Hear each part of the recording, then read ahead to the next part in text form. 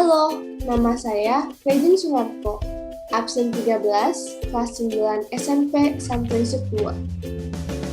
Sekarang, saya ingin melakukan ujian praktek dengan judul membandingkan pengaruh dua jenis ragi dalam pembuatan donat. Pada video ini, saya akan membuat salah satu produk bioteknologi konvensional, yaitu donat.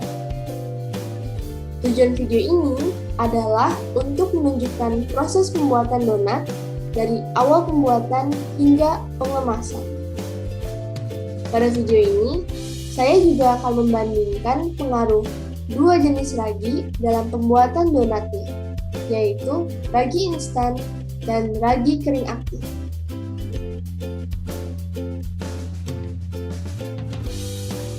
Jadi, pertama-tama kita siapkan alat bahannya terlebih dahulu yang akan digunakan untuk membuat donat dengan ragi instan dan ragi kering. Untuk tahap pertama ini, saya akan membuat donat dengan ragi instan terlebih dahulu. Langkah selanjutnya adalah mengukur semua bahan sesuai dengan takaran pada resep.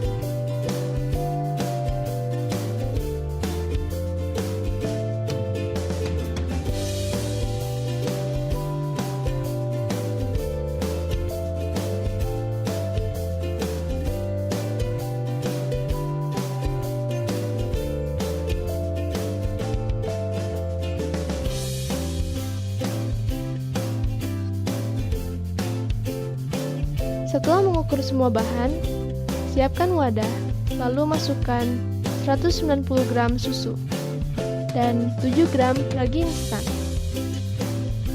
Lalu aduk hingga rata menggunakan balon whisk.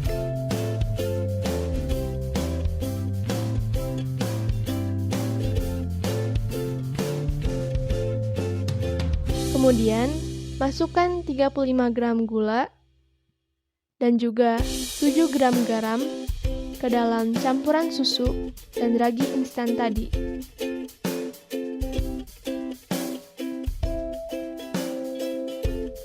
Aduk kembali hingga rata menggunakan balon whisk.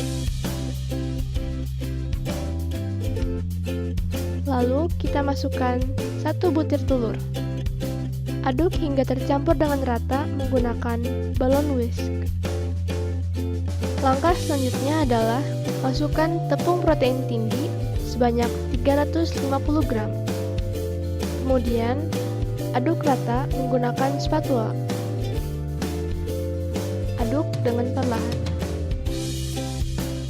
Setelah beberapa saat kita aduk menggunakan spatula, sekarang mulai uleni dengan tangan. Jangan lupa cuci tangan terlebih dahulu sebelum menguleni adonan. uleni secara perlahan.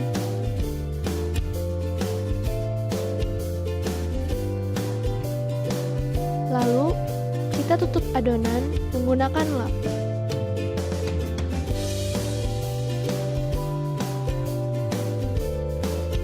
Diamkan selama 15 menit.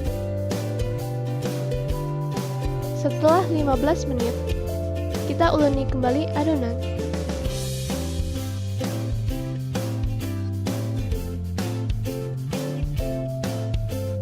Ini adalah bentuk adonannya setelah didiamkan 15 menit. Masukkan 40 gram mentega ke dalam adonan. Kemudian, kita uleni menggunakan tangan hingga rata. Kita uleni hingga adonan dan mentega bercampur dengan rata.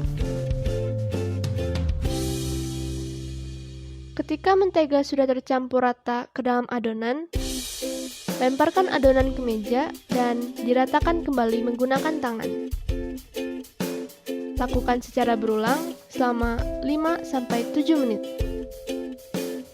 Amati dan rasakan tekstur adonannya sebelum di-proofing. Setelah itu, bentuk adonan menjadi bulat dan masukkan ke dalam wadah.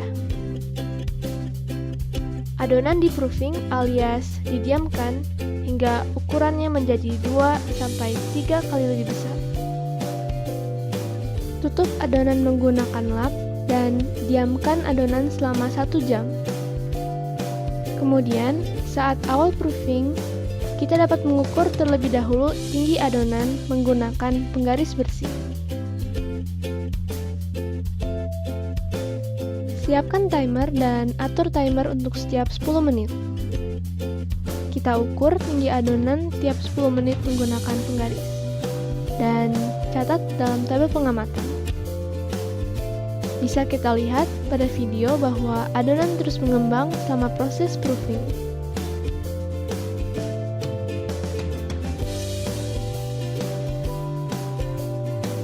Setelah adonan di-proofing alias didiamkan selama 1 jam, kita amati dan merasakan kembali tekstur adonannya. Catat dalam tabel pengamatan.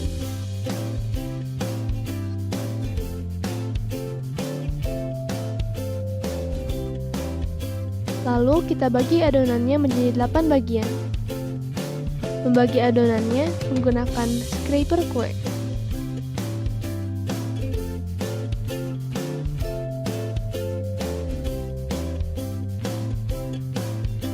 Kemudian, setiap bagian donatnya kita bentuk menjadi bulat.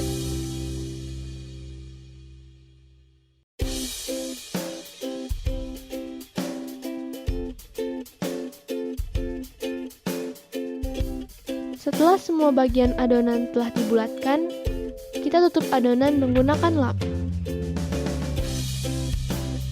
Lalu kita diamkan adonan selama 15 menit. Sudah 15 menit.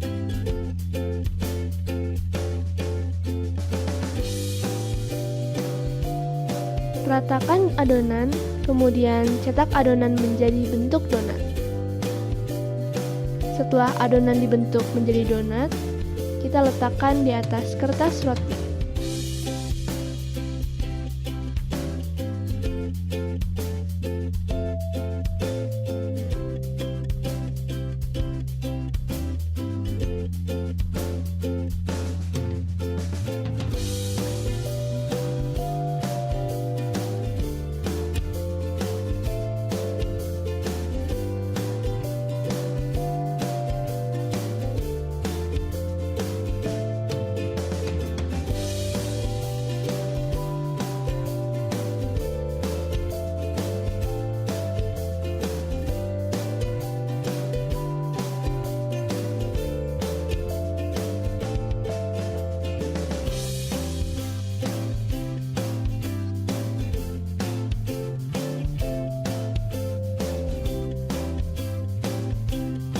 Setelah semua adonan dicetak, proofing atau diamkan lagi adonan selama 1 jam. Adonan yang sudah dicetak, kita tutup dengan lap.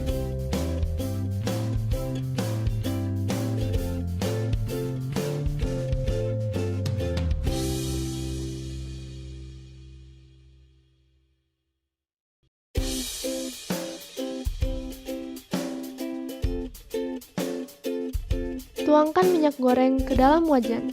Lalu, kita panaskan minyak goreng dengan api kecil terlebih dahulu. Lalu, kita masukkan adonan berbentuk donat ke dalam wajan.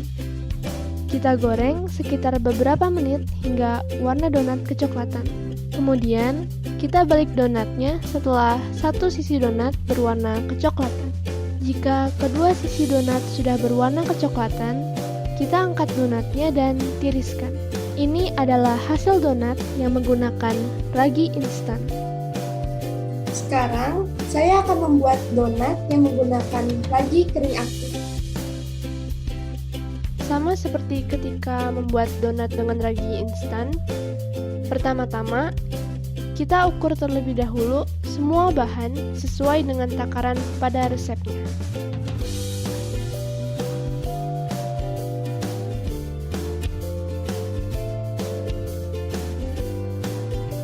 Sebenarnya, cara pembuatan donat pada tahap ini sama seperti saat membuat donat dengan ragi instan.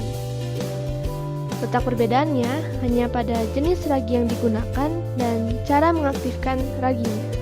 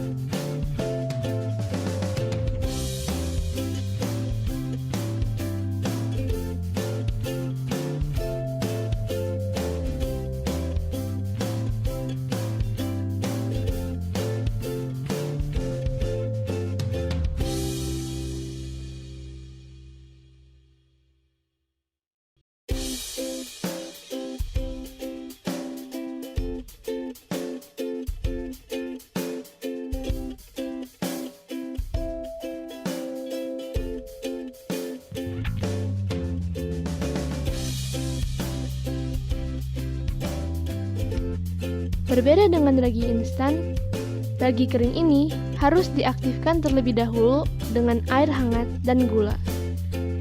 Kita aduk dan diamkan selama 10 menit hingga berbusa.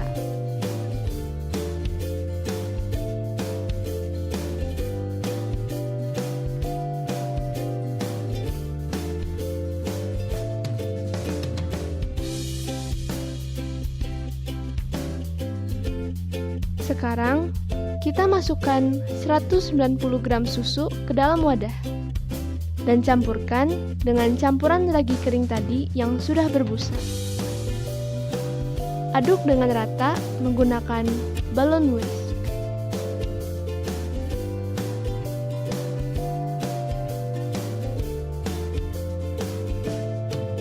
Selanjutnya, kita tinggal melakukan langkah-langkah yang sama persis dengan proses pembuatan donat dengan ragi instan.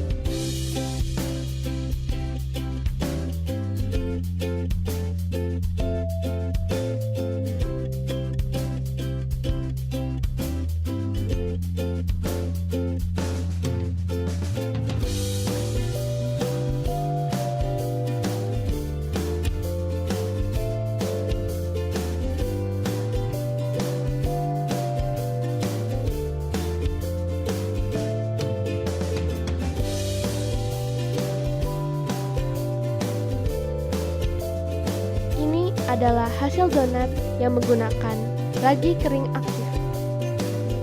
Kita telah berhasil membuat donat dengan menggunakan dua jenis ragi, yaitu ragi instan dan juga ragi kering. Setelah berhasil membuat donatnya, ayo kita analisis dan bandingkan pengaruh dua jenis ragi dalam pembuatan donat ini.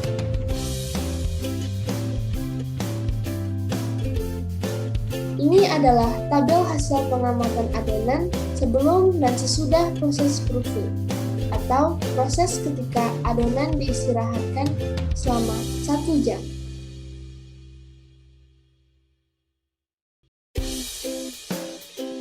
Ini adalah tabel yang menunjukkan tinggi adonan selama proses proofing.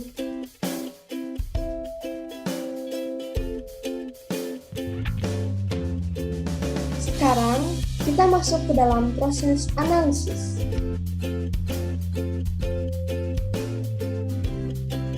Tekstur adonan yang baik untuk membuat donat adalah tekstur adonan yang kalis. Artinya, adonan sudah diuleni menggunakan tangan secara maksimal. Berdasarkan data yang saya baca dari bonappetit.com, bahwa ketika proses menguleni adonan, dengan mencampurkan tepung dan bahan lain secara bersamaan, protein pada tepung akan bercampur dan membentuk jaringan gluten. Jadi, jika adonan sudah kalis, artinya gluten telah terbentuk, dan adonan pun siap diproses lebih lanjut. Tekstur adonan lain yang baik untuk membuat donat adalah kalis elastis, yang artinya adonan harus tidak lengket di tangan, dan elastis yang artinya adonan bisa ditarik dan membentuk lembaran tipis dan sedikit transparan. Adonan donat harus kalis dan elastis, karena jika tidak, maka adonan tidak akan mengembang secara sempurna saat proses proofing. Dari hasil pengamatan saya setelah membuat dua adonan yang menggunakan jenis ragi yang berbeda, yaitu ragi instan dan ragi kering, menurut saya, adonan yang lebih baik untuk dijadikan donat adalah adonan yang menggunakan ragi instan. Alasannya adalah adonan yang menggunakan ragi instan lebih mengembang secara sempurna dibandingkan adonan yang menggunakan ragi kering. Menurut saya, pada resep donat ini, adonan yang lebih baik untuk dijadikan donat adalah adonan yang menggunakan ragi instan. Alasannya karena berdasarkan resep ini, dibutuhkan waktu 60 menit untuk proses proofing. Pada saat proofing, adonan yang menggunakan ragi instan mengembang dengan baik, dan tinggi adonannya terus meningkat. Sedangkan adonan yang menggunakan ragi kering aktif kurang berhasil mengembang secara sempurna. Kurang mengembang secara sempurna, maka hasilnya juga menjadi kurang maksimal karena tekstur donatnya jadi tidak terlalu lembut. Jadi, adonan yang lebih baik untuk dijadikan donat adalah adonan yang menggunakan ragi instan, karena adonannya dapat mengembang dengan sempurna dalam waktu 60 menit, sehingga hasil donatnya memiliki tekstur yang lembut dan juga empuk. Ini adalah grafik perbandingan antara pengembangan adonan ragi instan dan ragi kering aktif.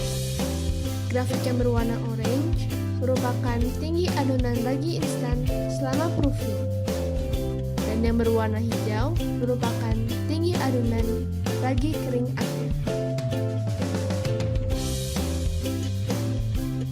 Berdasarkan grafik tadi, ragi yang lebih cepat membuat adonan mengembang adalah ragi instan.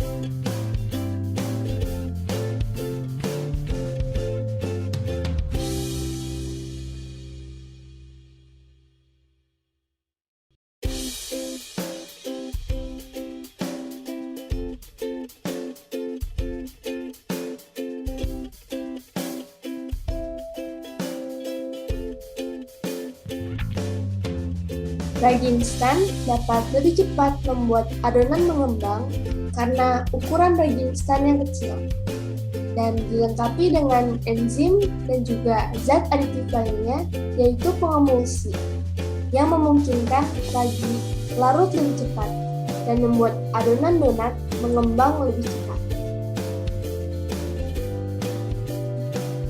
Jadi, berdasarkan analisis dan proses membandingkan pengaruh dua jenis ragi dalam pembuatan donat tadi, dapat disimpulkan bahwa dalam pembuatan donat, ragi yang lebih baik untuk digunakan saat membuat donat adalah ragi instan.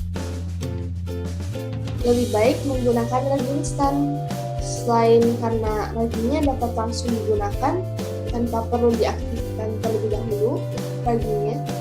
Ragi instan juga dapat membuat adonan lebih cepat mengembang dan mengembangnya secara sempurna, sehingga tekstur donat saat dimakan menjadi lembut dan juga empuk.